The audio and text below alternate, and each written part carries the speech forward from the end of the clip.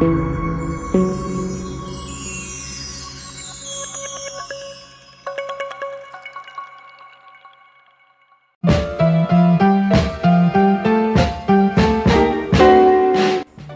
to this week's weekly Pan-African News Roundup on the Kente Business Channel.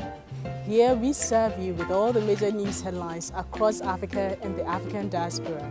My name is Rahel Akosia Uridra Okuku. In the headlines, the Bank of Ghana urges innovation in the financial services industry. And in Egypt, the pound experienced severe drop after IMF deal. Recent statistics proves Uganda's business climate is attractive to investors. Now the news in detail. The Bank of Ghana's head of Fintech and Innovation, Kwame Apong, during the Africa Money and Decentralized Finance Summit held in Accra on Thursday, has said that the central bank has launched a new regulation change to support and encourage innovation in the financial services sector.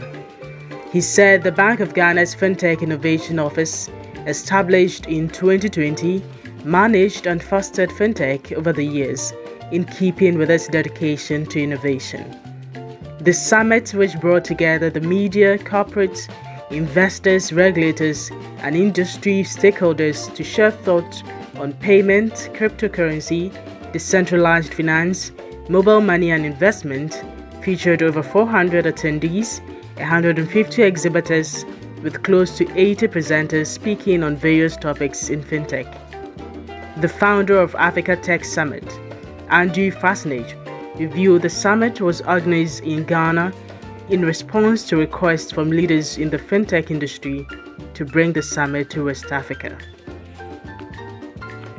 Egypt is currently experiencing a shortage of foreign cash as the value of the Egyptian pound to the dollar has fallen by over 60% since the beginning of last year. According to authorities, since the cash-strapped government agreed to a $3 billion deal with IMF in mid-December, the Egyptian pound had its biggest one-day decline on Wednesday, dropping from 24.7 for $1 to over 26.3 against the dollar. Majority of Egypt's wheat import came from Eastern Europe, making it to the world's largest importer of grain. However, the coronavirus pandemic and the effect of war in Ukraine is attributed to the decline of the Egyptian economy. As a measure to control inflation, the National Bank of Egypt and Bank Misr announced they would provide yield savings certificates with 25% interest rates. According to a recent survey conducted in Uganda by the Stanbic Bank for the month of December in 2022, the country's purchasing managers index rose by 2 points when compared to its previous month. In November, Uganda's PMI stood at 50.9, while in December it rose to 52. The survey covered 400 private companies in the agriculture industry, construction, wholesale and retail and service sectors. The rise in PMI is due to the country's growing demand for goods and drinks, as which has been on a steady increase for the last 5 months.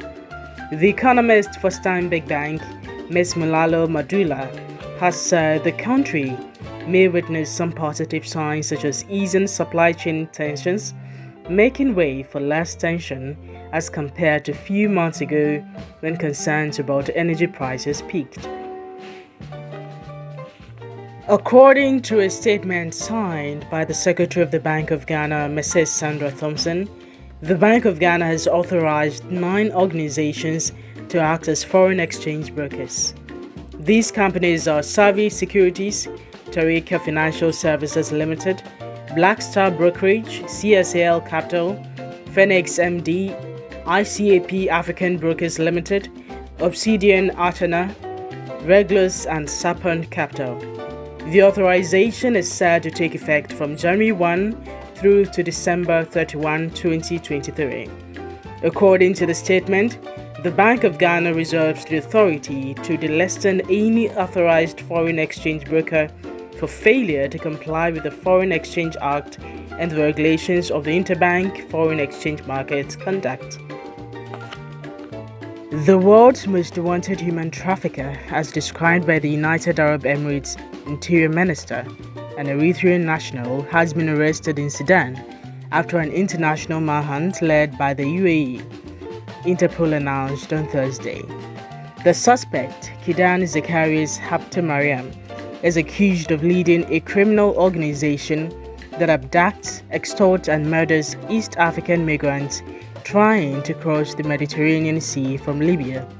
According to a statement from the UAE's Ministry of Interior, the suspect was arrested on Sunday in a major international police operation led by the UAE based on information shared via Interpol. The suspect had been the subject of 2 Interpol red notices as he had been accused of running a camp in Libya that housed thousands of migrants. In 2020, he was convicted in absentia and sentenced to life imprisonment after escaping from custody in Ethiopia while on trial on people smuggling charges. According to a tweet posted by the UAE's Interior Minister Saif bin Zayed Al Nahyan, the international operation lasted 9 months and also included the Dutch, the Ethiopian and the Sudanese authorities. Cape Verde has become the first African country to respond to FIFA boss Gianni Infantino's call to name stadiums after the late football legend Pelé. The country's prime minister announced on Thursday that the 15-seater Estadio Nacional de Cape Verde, located just outside its capital Praia, will become the Pelé Stadium. He said as a tribute and recognition to Pelé, their national stadium will be known as Pelé Stadium. He added that he believes this initiative will be followed by several countries around the world. In Mozambique, authorities have issued a storm warning for the southern coastal province of Gaza. According to the National Weather Institute, residents have been cautioned to take precautionary measures to reinforce their houses and to not venture outside as gusts of wind could reach up to 60 km per hour with heavy rains predicted. The country, considered one of Africa's most severely affected by climate change, is in the middle of its rainy and cyclonic season between the months of October and April. In the 2020-2021 rainy season, the country was plagued by extreme weather events, most notably Storm Charlene and Cyclones Eloise and Guambe, in addition to weeks of intense rain and flooding. In the last quarter of 2022, the National Institute for Disaster Risk Management and Reduction said it expects at least 2.2 million people to be affected during the current rainy season. And in entertainment, American magazine Rolling Stone published earlier this week its list of those it considered the 200 greatest pop music singers of all time. The publications attempted to cover 100 years of pop music all over the world. The greatest singers list covered originality, influence, depth of an artist's catalog, and the breadth of their musical legacy. Nigeria's Burna Boy took the 197th spot on the list. Another Nigerian legend, Fela Kuti, took the 188th place. DR Congo's Tabu Ucheru ranked 178th. Malatini took the 153rd spot, while Senegalese pop star Youssou N'Dour chalked the 69th place. Nicknamed the Star of the East among others, Kulthum came 61st on the list. South African Miriam Makeba also ranked 53rd on the spot, making up for the 7th African on the Rolling Stones list of 200 greatest singers of all time.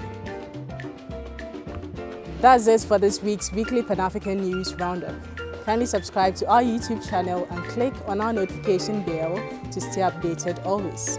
You can also follow us on all our social media handles. Catch you next weekend.